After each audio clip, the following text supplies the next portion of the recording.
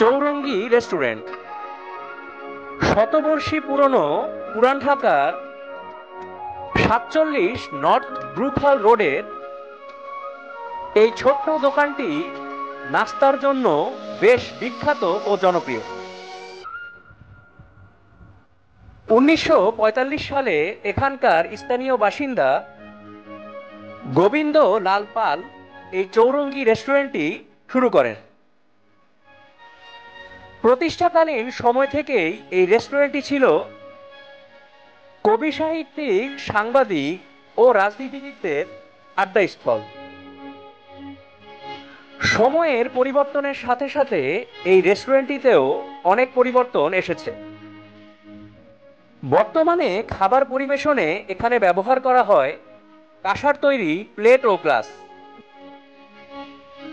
সকালের নাস্তায় এখানে পাওয়া যায় লুচি, বুটের ডাল, ডিম অমলেট ও চা।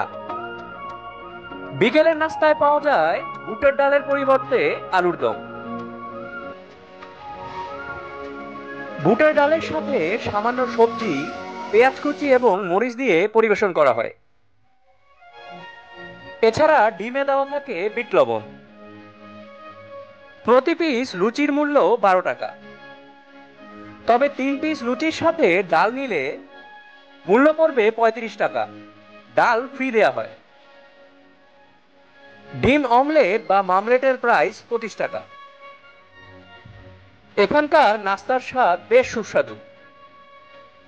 শেষে নিয়েছিলাম তাদের চা। প্রতি কাপ ১৫ টাকা মূল্যে তাদের চায়ের স্বাদ বেশ দুর্দান্ত। এই চৌরঙ্গী রেস্টুরেন্টটি তাদের নাস্তার জন্যই বেশ জনপ্রিয় এবং বিখ্যাত। সকলকে ধন্যবাদ।